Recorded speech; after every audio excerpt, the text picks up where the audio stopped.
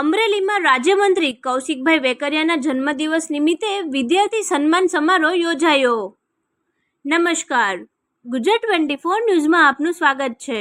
જોઈએ આજના મહત્વના સમાચાર। અમરેલીમાં કર્મભૂમિ ડેવલપમેન્ટ ચેરિટેબલ ટ્રસ્ટ દ્વારા કર્મભૂમિ વિદ્યારત્ન એવોર્ડ 2026 કાર્યક્રમનું ભવ્ય આયોજન કરવામાં આવ્યું। આ કાર્યક્રમમાં અમરેલી વિધાનસભા વિસ્તારની 71 શાળાઓના 415 તેજસ્વી વિદ્યાર્થીઓનું સન્માન કરવામાં આવ્યું હતું।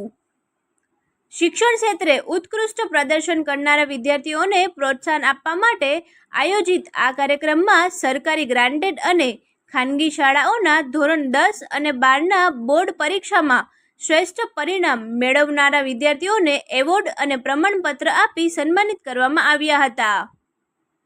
કાર્યક્રમની શરૂઆત પ્રાર્થના અને દીપ પ્રાગટ્ય સાથે કરવામાં આવી હતી। રાજ્યમંત્રી કૌશિકભાઈ વેકરિયાના અંગત મદદનીશ ભાવેશભાઈ ભાલિયાએ મહાનુભાવો અને ઉપસ્થિતોનું સ્વાગત કર્યું હતું। ત્યારબાદ ટ્રસ્ટના સંયોજક મનીષભાઈ સિદ્ધપરાએ ટ્રસ્ટની પ્રવૃત્તિઓ અંગે માહિતી આપી હતી।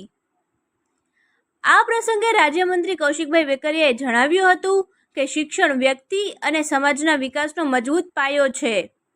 વિદ્યાર્થીઓને યોગ્ય માર્ગદર્શન અને પ્રોત્સાહન મળે તો તેઓ જીવનમાં વધુ મોટી સફળતાઓ પ્રાપ્ત કરી શકે છે। આવા સન્માન સમારોહ વિદ્યાર્થીઓમાં નવી ઉર્જા અને આત્મવિશ્વાસનો સંચાર કરે છે। ફરી મળીશું નવા સમાચાર સાથે, ત્યાં સુધી જોતા રહો ગુજરાત 24 ન્યૂઝ। અમારી ચેનલને લાઇક, શેર, સબસ્ક્રાઇબ કરી સહકાર આપવા વિનંતી। વડાપ્રધાન ને હું લાખ અભિનંદન આપું છું। 12 વર્ષ જે રીતે વિકાસના, જે રીતે વિકસિત ભારત માટેના એક ઉજવણીનો ઉત્સવ ઉજવાયો હોય ત્યારે મોદી સાહેબને લાખ અભિનંદન આપવા પડે। એક નવા ભારત માટે મોદી સાહેબે જે કામો કર્યા છે, જે વિકાસ કર્યા છે, એના માટે લાખ અભિનંદન આપું છું। સાથોસાથ કર્મભૂમિ ડેવલપમેન્ટ ચેરિટેબલ ટ્રસ્ટ દ્વારા આજે વિદ્યાર્થીઓને સન્માન કાર્યક્રમ સુંદર રીતે રાખવામાં આવ્યો। હું તમામ ટીમને અભિનંદન આપું છું કે અમરેલીના વિદ્યાર્થીઓને 1 થી 3 રેન્કમાં આવેલા દરેક સ્કૂલના વિદ્યાર્થીઓને એમના વાલી સાથે બોલાવીને એમનો સન્માનનો કાર્યક્રમ કર્યો હતો।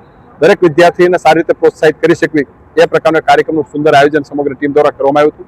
આયોજન માટે કાર્યક્રમની અંદર જોડાયેલા ભાઈ શ્રી શરદભાઈ લાખાણી, ધારાસભ્ય ભાઈ શ્રી જનકભાઈ, જિલ્લા પંચાયતના પ્રમુખ બેન શ્રી દક્ષાબેન, સમગ્ર ચૂંટાયેલી પાંખ અને ખાસ કરીને કર્મભૂમિ ડેવલપમેન્ટ ચેરિટેબલ ટ્રસ્ટમાંથી અમારા ભાઈ શ્રી મનીષભાઈ અને સમગ્ર ટીમે જે રીતે મહેનત કરી અને વિદ્યાર્થીઓના સન્માન માટે સુંદર કાર્યક્રમનું આયોજન કર્યું છે, એ બદલ સમગ્ર ટીમને પણ મારી હૃદયની શુભકામના પાઠવું છું।